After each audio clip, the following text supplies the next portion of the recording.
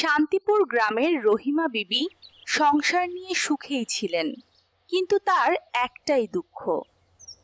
ছেলের বউ পলি সারাদিন বই কাগজ নিয়ে পড়ে থাকে। রহিমার ধারণা এতে সংসারের অমঙ্গল হয়।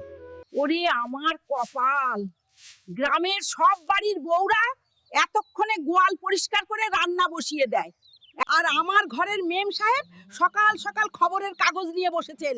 ও বৌমা, কানে কি কথা যায় পণ্ডিত? মা, রাগ করছেন কেন? আমি তো ভোরেই গোয়াল পরিষ্কার করে কাপড় ধুয়েছি, এখন একটু খবর পড়ছিলাম। দেশের খবর দিয়ে আমি কি ধুয়ে পানি খাবো? পাশের বাড়ির মিনুর মাকে দেখিস না? সে কেমন শাকসবজি বাজারে বিক্রি করে, আর তুই শুধু কাগজই পড়লি? লেখাপড়া শিখে কি জজ ব্যারিস্টার হবি? মা, লেখাপড়া শুধু চাকরির জন্য না, মানুষকে যাতে কেউ ঠকাতে না পারে সেজন্যও জানা দরকার। থাম বাপু, তোর ওসব বড় বড় কথা রাখ, যা রান্নাঘরে গিয়ে দেখ চাল আছে কিনা। বুঝলি রতন, এবার আর ছোটখাটো দান মেরে লাভ নেই, এবার বড় মাছ ধরতে হবে। বড় মাছ কর্তা, পুকুরে তো জাল ফেলেননি। আরে গাধা, পুকুরের মাছ না, আমি বলছি রহিমার ওই পুকুর পাড়ের জমিটার কথা। শহরের এক প্রমোটার ওই জমিতে ফ্যাক্টরি করবে। জমির দাম এখন আকাশ ছোঁয়া। কিন্তু কর্তা, রহিমা বিবি কি জমি বেচবে? ওই জমি তো ওর স্বামীর শেষ সম্বল। সোজা আঙুলে ঘি না উঠলে আঙুল বাঁকাতে হয়। টাকার লোভ দেখালে ও ঠিক গলে যাবে। আর ওর ছেলেটা তো শহরে থাকে, এই সুযোগে কাজটা সারতে হবে।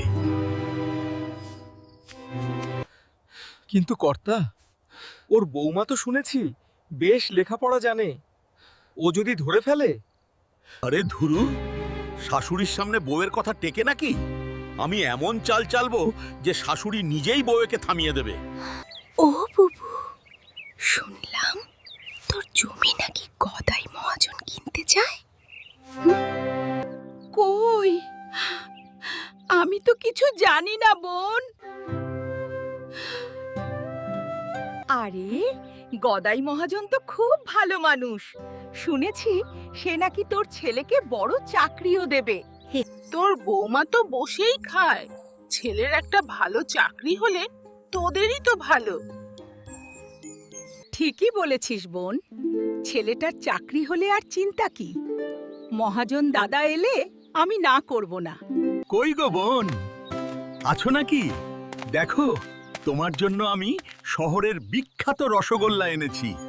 ও মা, মহাজন দাদা যে, আসুন আসুন, এত কিছু কেন এনেছেন?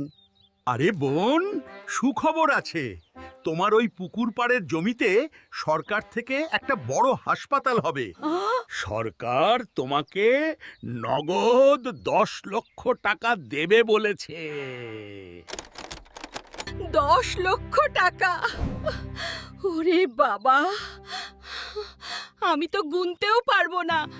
শুধু কি টাকা মাসি, তোমার ছেলেকে ওই হাসপাতালের বড় ম্যানেজার বানিয়ে দেবে। তা নাই, তখন দেখবে তোমার বৌমা আর বসে থাকতে পারবে না, তোমার ছেলে গাড়িতে ঘুরবে। সত্যি বলছো দাদা? আমার ছেলের চাকরি হবে? তাহলে আর দেরি কেন, আমি জমি দেব। এই তো বুদ্ধিমতির মতো কথা।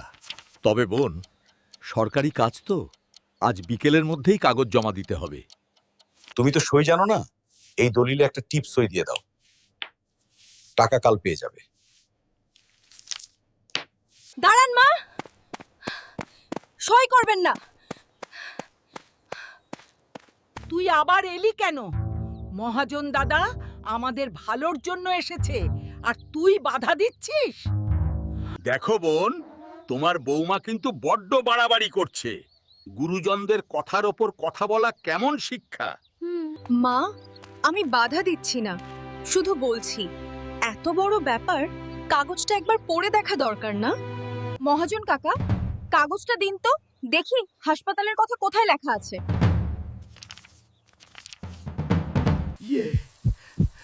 মানে ওসব ইংরেজির কি বুঝবে তুমি?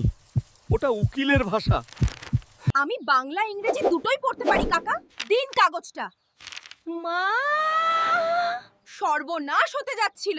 মা, ইনি আপনাকে 10 লক্ষ টাকার কথা বলেছেন, কিন্তু এই দলিলে লেখা আপনি মাত্র 10,000 টাকায় পুকুর পাড়ের জমি ও বসতবাড়ি সব বিক্রি করে দিচ্ছেন। কি আমার বসত বাড়ি? মহাজন দাদা, এ তুমি কি করেছো? দাঁড়ান, এত সহজে পালানো যাবে না। গ্রামের মোড়ল কাকাকে আমি খবর দিয়েছি, উনি এক্ষুনি আসবেন। গদাই, তুই আবার শুরু করেছিস? গরিব মানুষকে ঠকিয়ে আর কত খাবি? ধর তোরা একে। মাফ করে দিন মোড়ল মশাই, আর কোনোদিন এমন হবে না। ও রহিমা বোন, আমাকে বাঁচাও। রহিমা, আজ তোমার কপাল ভালো যে তোমার ঘরে এমন শিক্ষিত বৌমা আছে, না হলে ভিখারি হতে। আমি খুব বড় ভুল করেছি মোড়ল ভাই, লক্ষ্মী বৌমাকে চিনতে পারিনি। আমাকে মাফ করে দে মা। তুই ঠিকই বলেছিলি, লেখাপড়া জানলে কেউ ঠকাতে পারে না। তুই আমাকে নাম সই করা শেখাবি? অবশ্যই মা, আজ থেকেই শেখাবো। কর্তা, জেলে গিয়েও কিন্তু লেখাপড়া শেখা যায়। চলেন পুলিশ ভ্যানে বসে ক খ শিখবো। বন্ধুরা, দেখলে তো, শিক্ষার আলো থাকলে কেউ কাউকে ঠকাতে পারে না। সবাই ভালো থেকো, বাই।